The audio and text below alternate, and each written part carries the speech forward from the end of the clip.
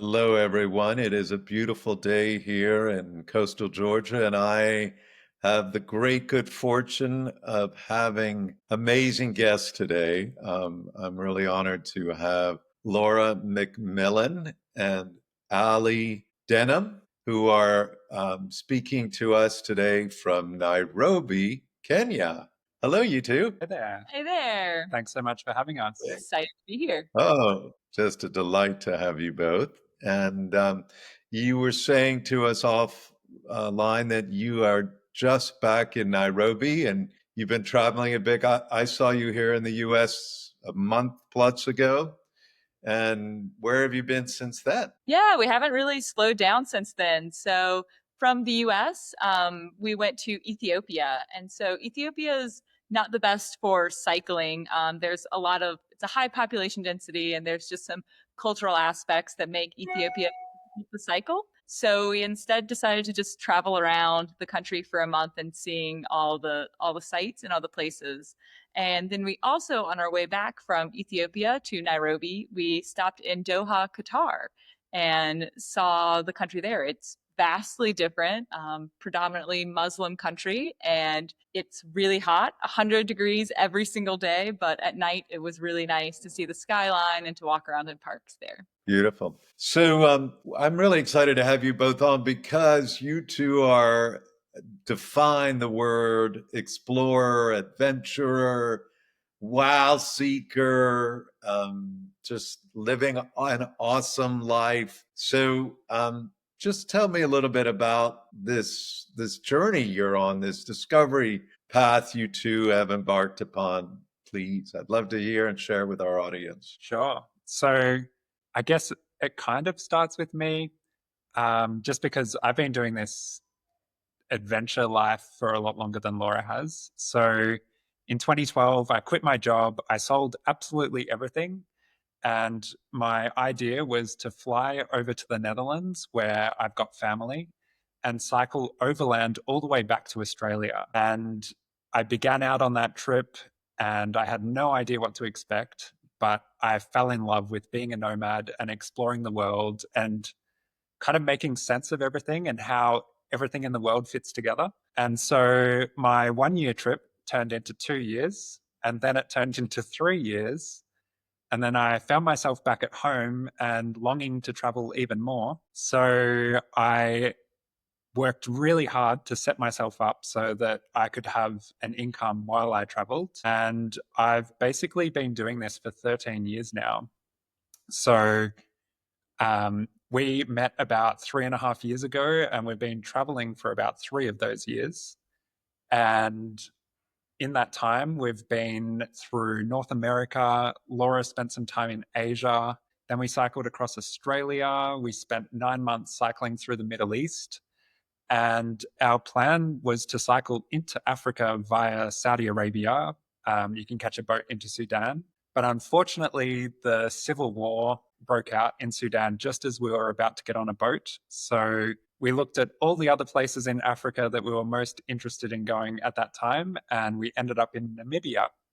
And we've spent about 2 years now cycling through southern and eastern Africa. Wow, that is just mind blowing. So, all right. So you've been doing this for 13 years. You figured out a way to support yourself in doing this. We have to ask that. Like, what are you doing? How are you supporting yourself on a bike? Yeah, so I've always been very passionate about the technical side of cycling. So I basically create content about bikes, and I specialize in bikes for traveling because they have unique requirements. You know, you're not racing in the Tour de France. The bike needs to be super strong. It needs to be really stable with all of the luggage on it. It needs to be very reliable. You don't want to be fixing punctures on the side of the road every day. You don't want your wheels to break and you have to get on a bus and get a replacement wheel somewhere.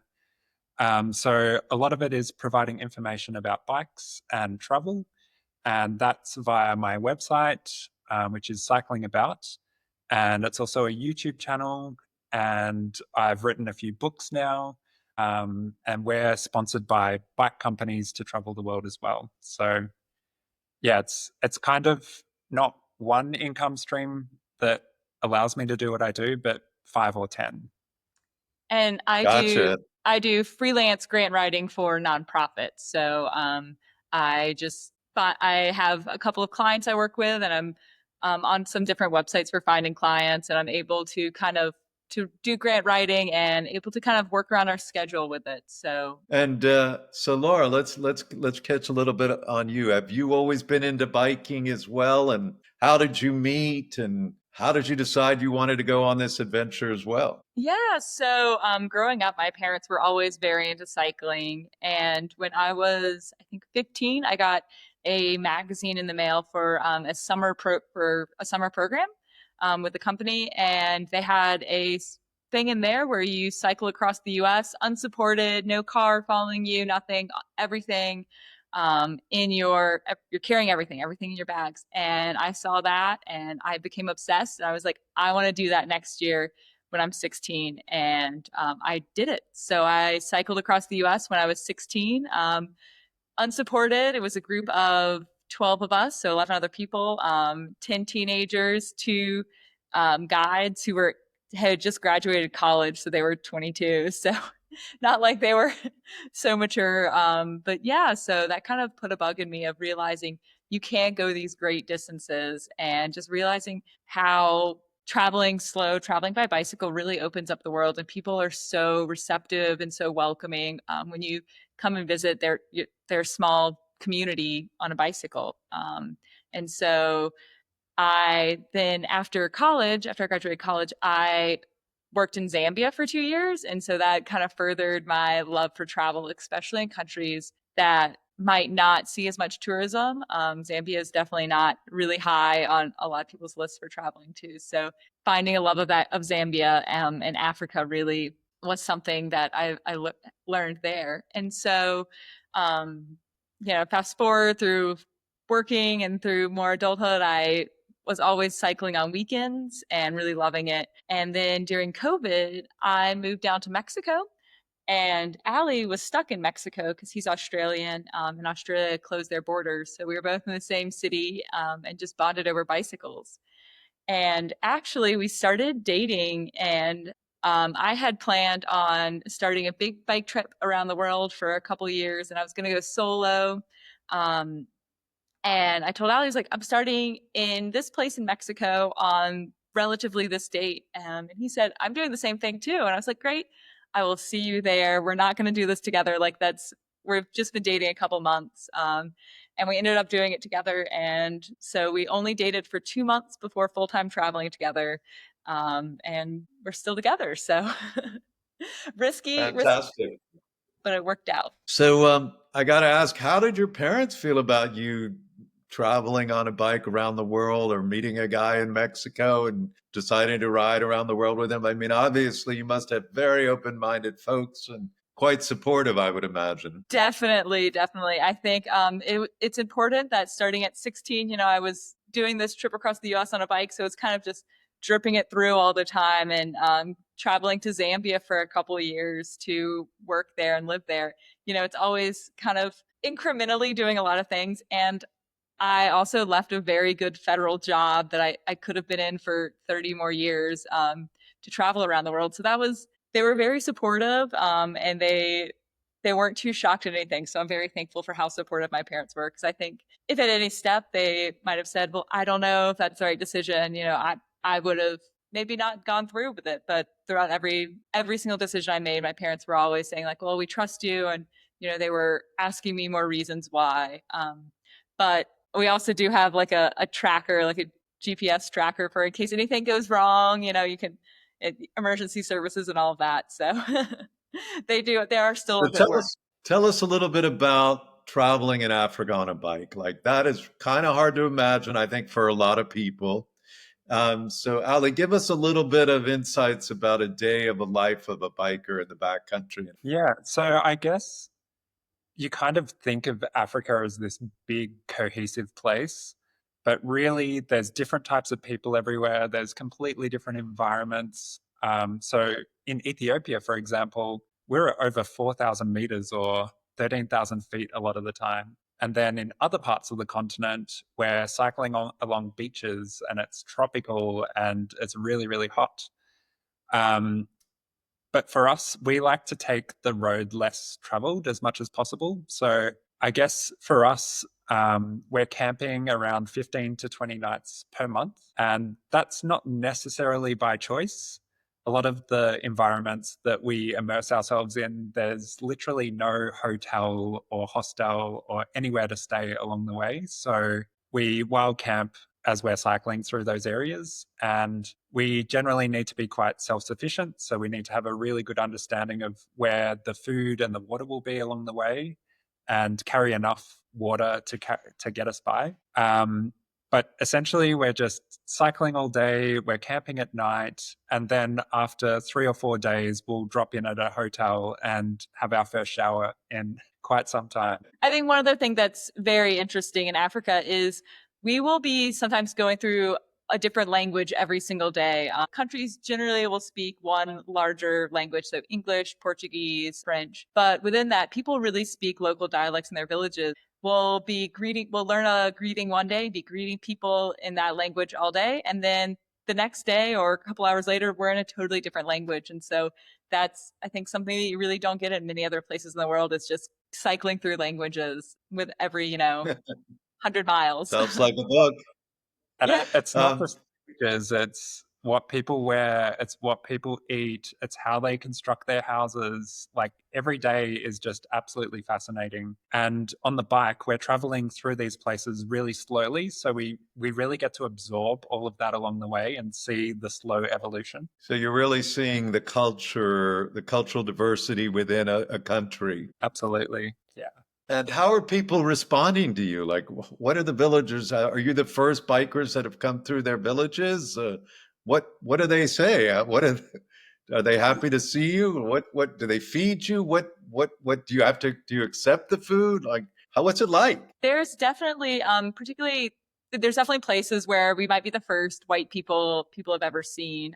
In one area in Tanzania known as the Maasai Steppe, we were traveling on these very small paths. Cars, even motorbikes probably couldn't get down them. And we'd be cycling along and we'd see a person ahead of us and they would sprint off just because they were really scared. And also, we're wearing helmets, we're wearing big sunglasses. Our bikes are very large with all of our luggage. So we're quite intimidating. So we're constantly shocked at how unscared people are of us, but it does happen that people run away. It's almost, we never end up in an experience where people are hostile to us. Everyone is normally just really fascinated by us. They're interested in our bikes because they've seen bikes before, but they haven't seen bikes that look like ours. Or they might be fascinated by my height because I'm 6'6", and being this tall in a lot of places in Africa is highly unusual. So typically people have a lot of questions, and we also have questions for them, like where can we find the food? Where can we find the water? Where can we find a place to stay?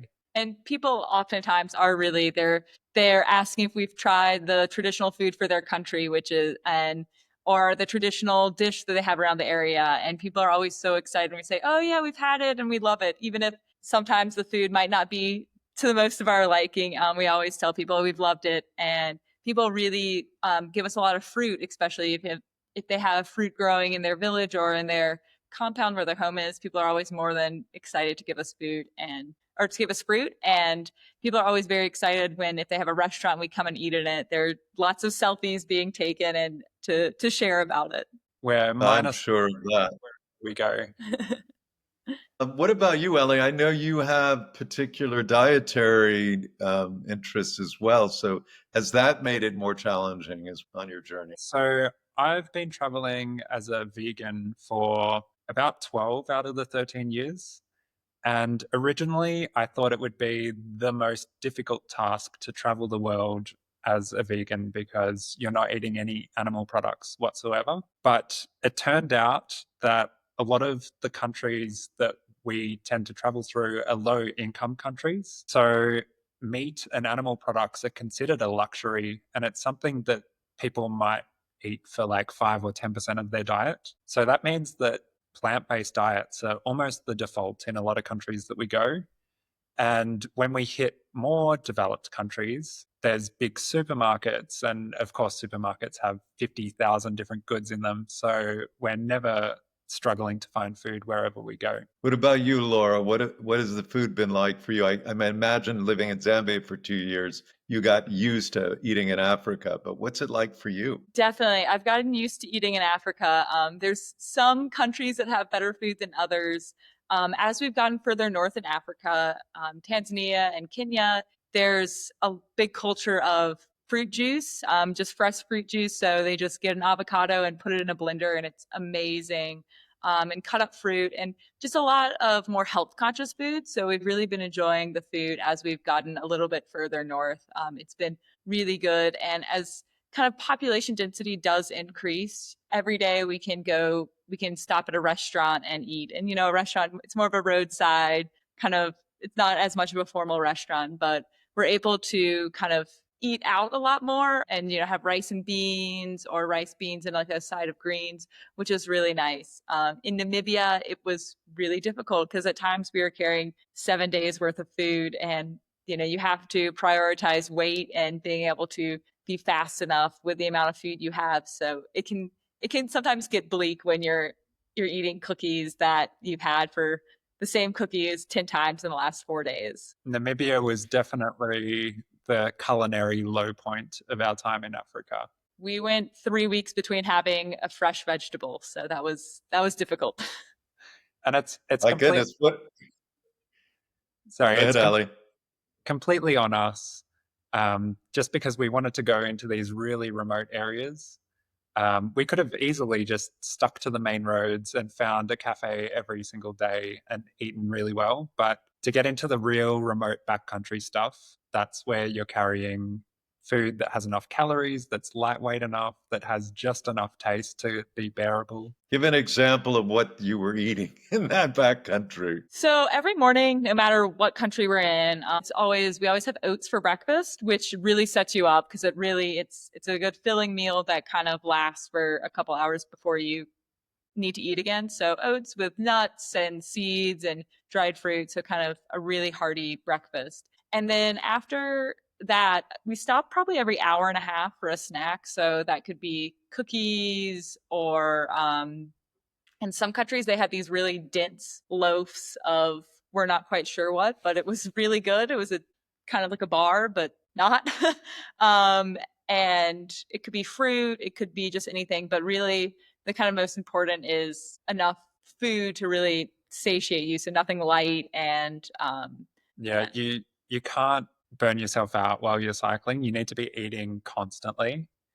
Right. If you do, you can't make decisions properly. You're like riding on fumes. It's really, really difficult. So hydrating and eating we do all day long, and we really pay for it if we don't do it properly. And I think the really big with us is we're not riding really fast. We're just riding a long period of time every day. So, somewhat we don't cover this insane distances. Occasionally we do have to go maybe 100 miles in a day, but usually we're traveling about 50 miles in a day because the terrain is difficult. And then also we're slow, but we're steady at it all day. So I'd love for each of you to share a couple of like wow experiences. I mean, it's all pretty wow for those of us who are listening to you, but can you share a couple of your most amazing wow surprises, experiences that you've had along the road? And you don't have to talk about just being in Africa. It could be all the previous trips you've done, but you two are really exceptional. So please share with us some of that. I think one that really stands out for me is that we were camping in Eswatini. So that's the country on the east of South Africa, formerly known as Swaziland. And we were camping in a national park. And at about 6 o'clock, we woke up in our tent and walked outside. And there were 10 rhinoceroses sleeping right next to our tent. So they were like tipped on their side. They were like, some of them looked like they were snoring. They would like scratch their bellies a little bit. But to be amongst 10 rhinoceroses first thing in the morning when you wake up is just a thrilling experience. Any one of them could have killed us. And I'll Amazing. say one for me. This is, and it's kind of funny because this happened, I think, the day before that experience, or the day before that experience. And we've been in Africa now for almost 2 years, so it's quite funny to do an experience almost on the same day. But we'd been cycling in Eswatini on this really, it rained the night before, and on this really muddy road. And mud just slows you down a lot, and our bikes were completely caked in it, and we had run out of food because we knew we had a food stop in about 5 miles, but that 5 miles we thought it would take an hour, and it took us 2 hours. So we completely run out of food, and we're just both, like Ali said, like once you run out of food, you're hungry, you're not good at making decisions. So we get to the road covered in mud, and we see this woman's little tiny stand selling some snacks and some drinks, and she really doesn't have much. She has maybe like 20 bags of small fun-sized chips and like 4 drinks, and so we just buy her out of, I think, everything she had because we were so hungry. We're really, really hungry.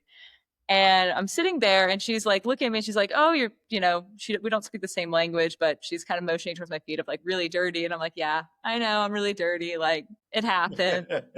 And she comes over, she just cleans my feet for me, and she spends 10 minutes just cleaning my feet. And it was just the sweetest, kindest thing of she went out of her way to just be kind and to help me with something that, it was it wasn't something I was even going to do something about, but in that moment, but it was just a really incredible kindness. And I think traveling by bicycle, you get that incredible kindness so often because people see you and they're like, "Oh, I cycled as a kid. I ride my bicycle to the market." And then we tell them where we've come from, and they're excited that you're in their small village and that you want to come and you're interested in how they live.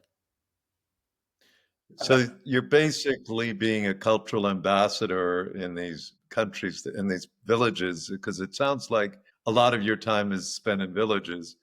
Um, what's it like? Do they want you to speak English? Are the kids must go crazy when they see you, I would imagine, and they probably want something you're wearing, or because I've traveled internationally and in villages around the world, and the children are always super passionate and excited you've come to visit, and they would love for you to leave something behind. So how do you address all of that, and how's it being with all those wonderful children? So the funny thing about children is they can be the most saintly children in the world, or they can be the spawn of the devil. And there's nothing in the middle. So the saintly ones, they'll just want to hold your hand and look at you and like take you around and like play games.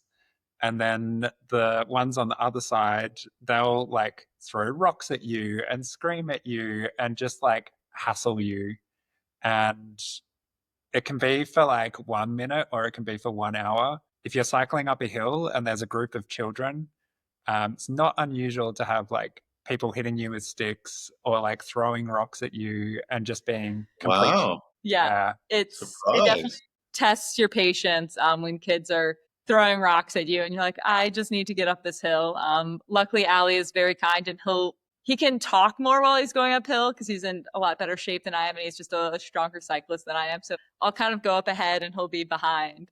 So that helps. Overall, people are always just really excited to hear, that where we've come from. They're excited. They're like, "There's an American, there's an Australian in my village. Like, why have you come here?" And people are just really excited that we're there. We're there. And also people are really interested to hear about, this country that's nearby, or, Tanzania, like they do this differently. And people are like, "No, that's crazy." And so people are just so interested to hear how neighboring countries might do things different in the village because they know a bit about the United States or Australia, but they might not know that much about Tanzania, even though it's a couple 100 miles away.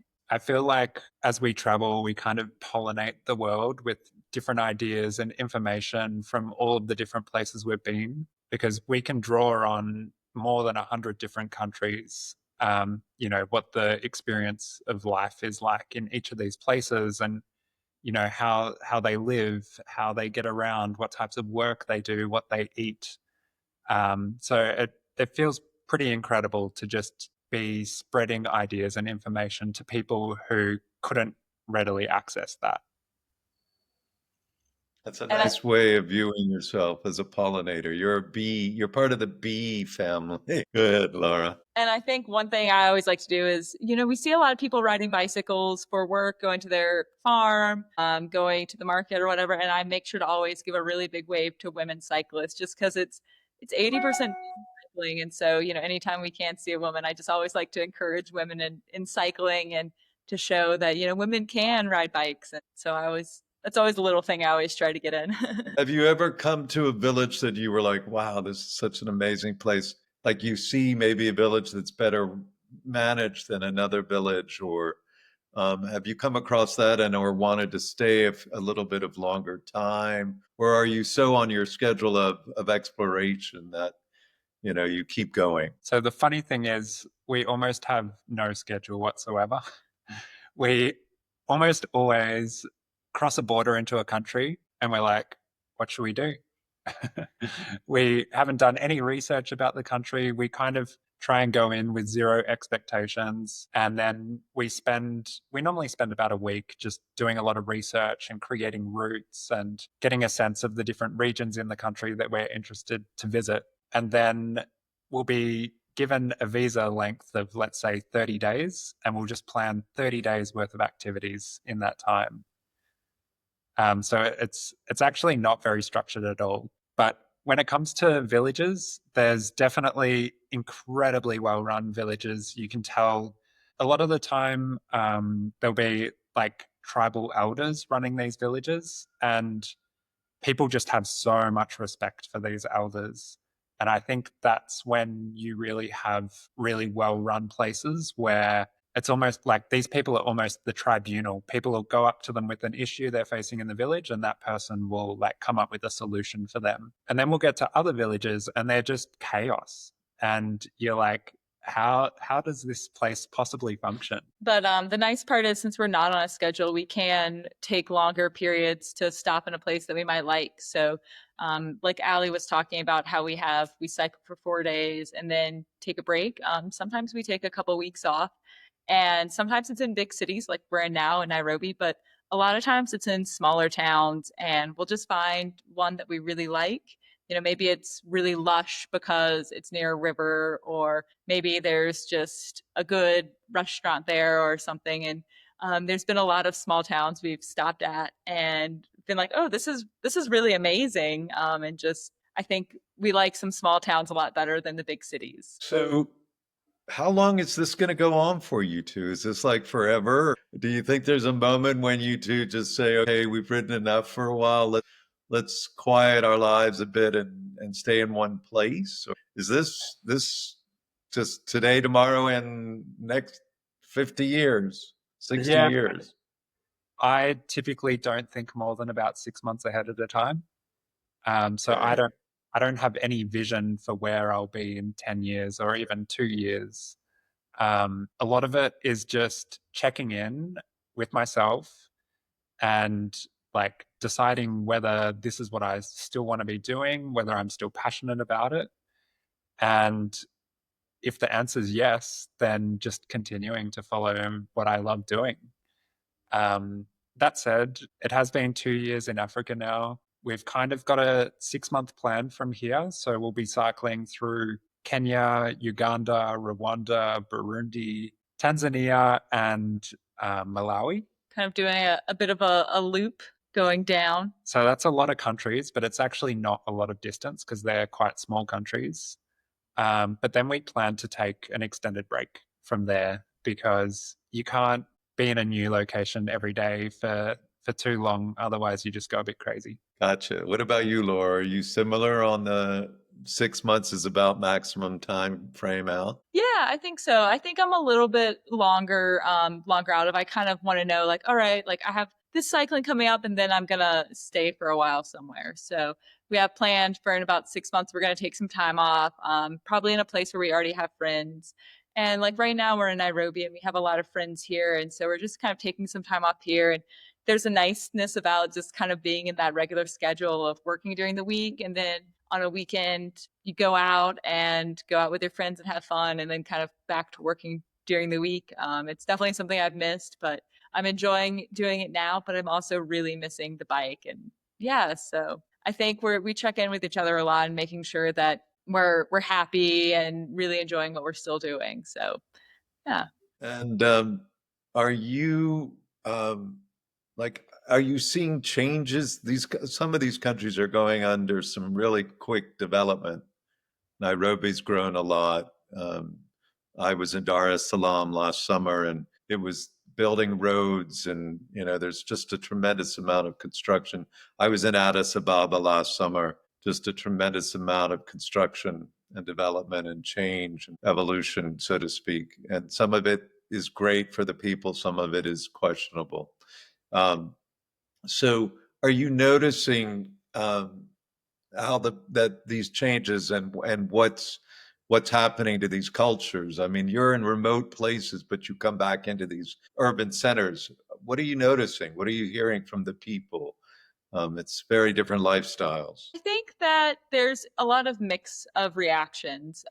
Particularly, we've noticed a lot of roads getting paved. I think the best example is in Lesotho, which is the country that's fully inside South Africa, that's quite small. It's super mountainous. And so, a drive might only be 10 miles, but it'll take a long time because it's so mountainous.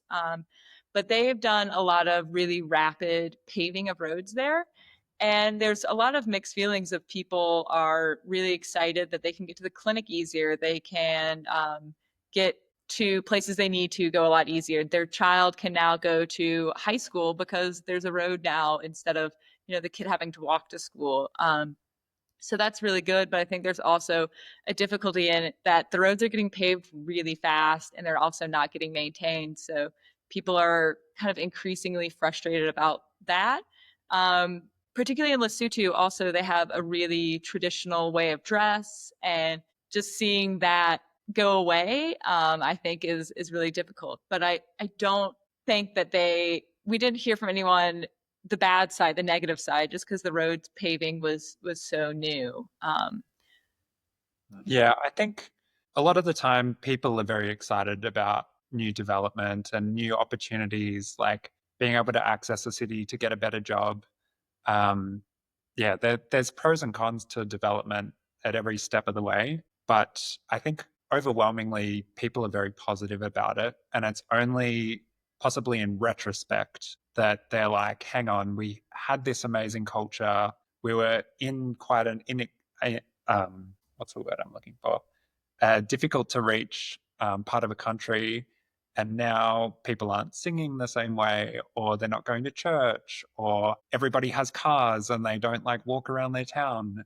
Um, it's it's more a retrospect thing that people might see as a negative. Gotcha. So, what would you say are your biggest life lessons to date? I mean, you two have lived so fully in your years. What would you say are your biggest life lessons? I think for me, it's that the world is overwhelmingly safe. So if you pick up the newspaper on any given day, all you read is about wars, all you hear about is like people starving. It's all really, really negative news. And like, there's no newspaper reports about good deeds that go on. It's always like this person murdered that person, or this person, defrauded these people. But I think we are the lived experience of people who travel safely through so many different countries, and we've almost never been robbed along the way. People don't threaten us. People normally receive us with open arms. And yeah, it's just unbelievable how safe it is, whichever pocket of the world you go to. And I would say mine kind of goes off the back of that is that human connection and just approaching people is one of the most positive things that you can do.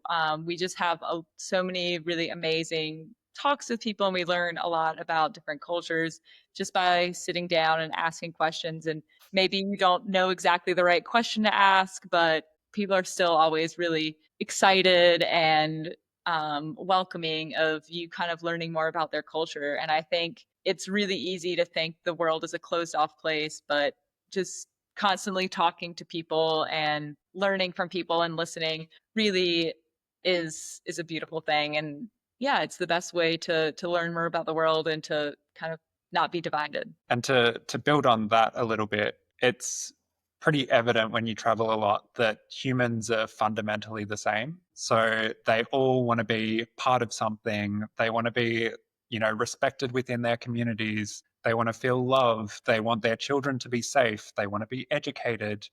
They want to live lives that are fulfilling. There's so many aspects of humanity that is fundamentally identical. It doesn't matter if you're in a remote part of Namibia or if you're in Colorado or if you're in outback Australia. It's all very much the same. Very well said. Yes, I think there's this deep human need or desire to belong, to have a purpose, to be of value, to be loved, all of those things. And it's universal that Yeah. once you travel the planet or even go around your neighborhood and meet people who are different from yourself, apparently you see that, hey, we all want the same things, basically. And that's so, a big part of our mission at Global Galactics is helping parents inspire, support their children to live lives of awe and wonder, and to whatever the child is ignited about by awe and wonder in their own lives. So I'd love to turn the question to you both and just say, what can parents do who aren't taking their children to Africa? Or, what can they do in their own backyards from your vantage point? How can they support that adventurous spirit in their own children and that own passion? Can you share some thoughts on that, please? Absolutely. I didn't grow up going camping a lot. I didn't grow up in a family that was always, going on these multi-day things, multi-day adventures. But I will say my parents constantly incorporated just micro adventures in every part of my life. I remember going biking around the neighborhood with my dad. There was a neighborhood being built across the street and just going around that neighborhood and just seeing that. And that felt like a huge adventure. Or going around the back of the supermarket complex and just seeing the back of the supermarket, and that felt like a really big adventure, and just kind of constantly feeling like everything you were doing was special in every part of your life. We had a creek running through our backyard growing up, and my mom told me that it was treasure rocks in the creek. It was rocks from an aquarium, so they were just really brightly colored rocks, but even that felt really special, and just feeling like every day there was something really special happening and there was always something new to discover. I think really set me on this course for having a life full of adventure. Yeah, I think a lot of adventure is quite hereditary. So if your parents are incredibly adventurous people, you're probably going to have quite adventurous children. And it works the other way as well. If you're not exposed to all of these new, unfamiliar places and you don't really have a good way of navigating those places and feeling comfortable in those places, then you're probably not going to live a really adventurous life. So I think the best thing that parents can do is just expose their children to so many different things. Ask a lot of questions of wherever you are to the children, because that's a really good way to get them thinking about the place and what it means and how it's connected to other things. And through that, you can really build on like the foundation of understanding. And that's kind of what we still do to today. We go through these places, we build an understanding of everything, we educate ourselves, and it just constantly feels like the world makes a little bit more sense by like locking in together in new and different ways. I would imagine that you two are so finely tuned to, because of the way you've lived your lives, to waking up in the morning and going, oh, what's going to happen today? Like, what is this day going to bring us? Wow, it's going to be a totally new day. It's going to be, because you don't, even though you do similar things every day, you're doing them in different places, or you've got new people that you're engaging with, or every day is full of discovery because you're trying a new food, or you're looking out for something new, and that's become who you are. Definitely. And it's, even we're in Nairobi and we're going to be here for a couple weeks, and just waking up every day and saying like, ooh, what are we going to do today? Go on a walk, and where are we going to go? And just kind of finding, even though we're here for several weeks and we've already been here for a month previously, it's just always finding something new and exciting. And yeah, it's a way of thinking for sure. I would imagine you must have quite a Rolodex of global friends at this point. Definitely. Yeah, definitely in every country, but if not in every village. I know that there's one story you shared with me, Ali, that and you sent pictures or you showed photos of when you were in Saudi Arabia, I think it was, and you came upon a family and they invited you in and dressed you up and all of that. Would you just share a little bit about that? Yeah, sure. So Saudi Arabia is probably the most hospitable place on earth. Every single day, people come up to you, they introduce themselves to you, and then they do whatever they can to like help you. So it's kind of like you're the royalty, like traveling through the country. People are just out there trying to help you. But anyway, people would invite us in for tea or coffee or somewhere to stay for the night.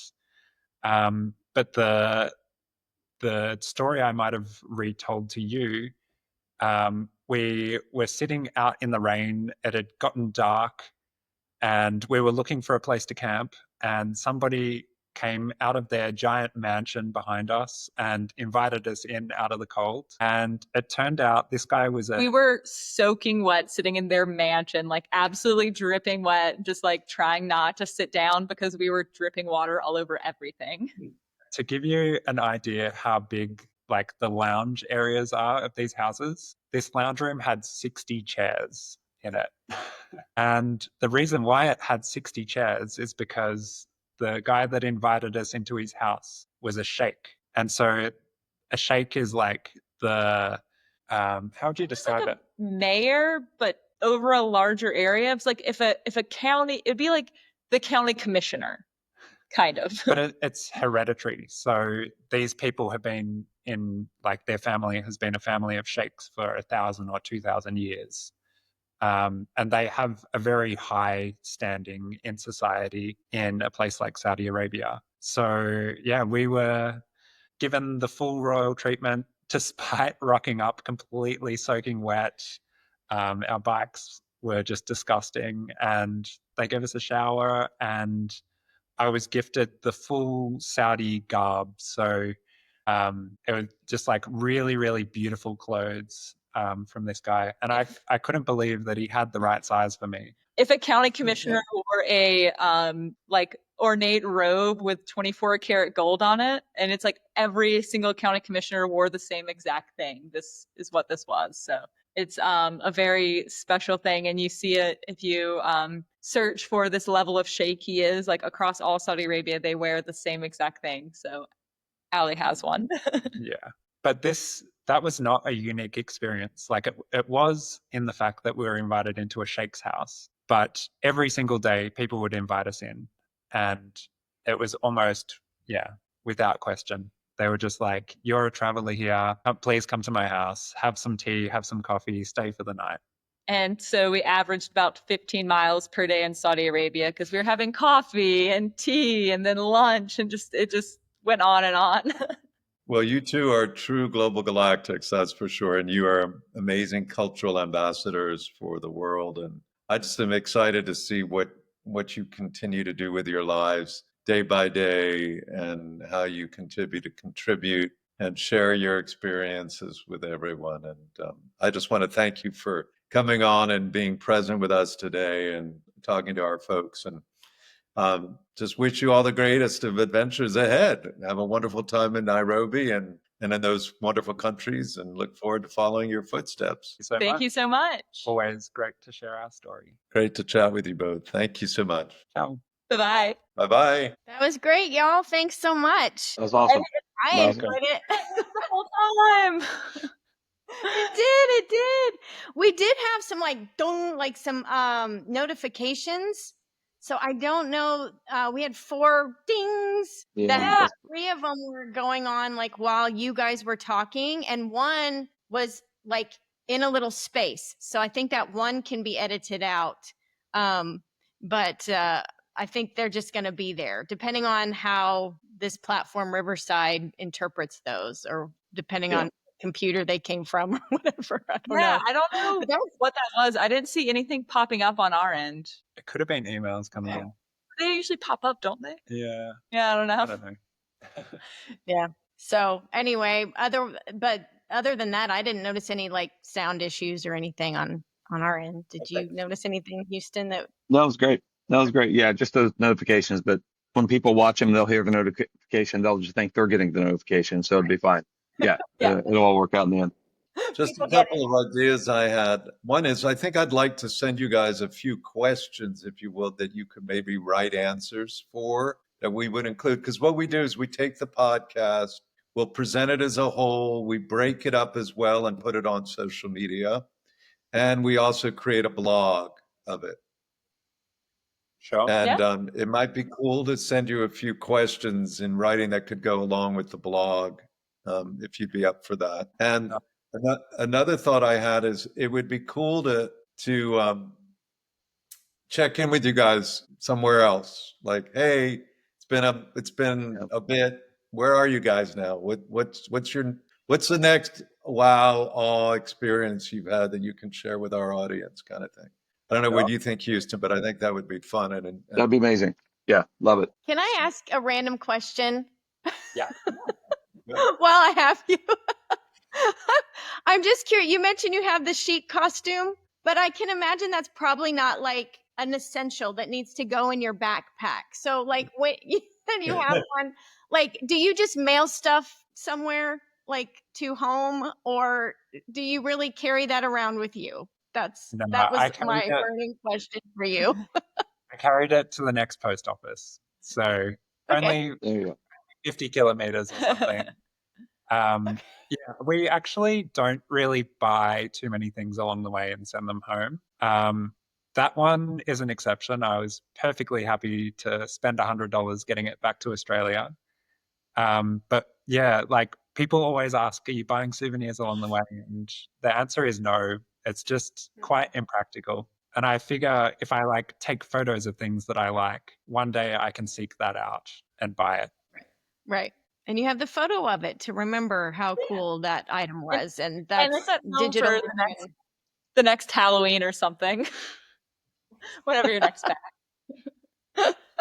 I don't even think I could put it in my outfit anymore because it's like you don't just like put it over your shoulder. You have to like put it over here and then over there and wrap it here. And yeah, it's complicated. I'm sure there's a YouTube tutorial for it. It's fine. If not, you can make one and add it to your content.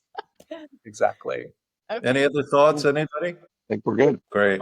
Awesome. Well, stay healthy, you two. Thank you. Might see you again. And I was hoping to see your dad tomorrow morning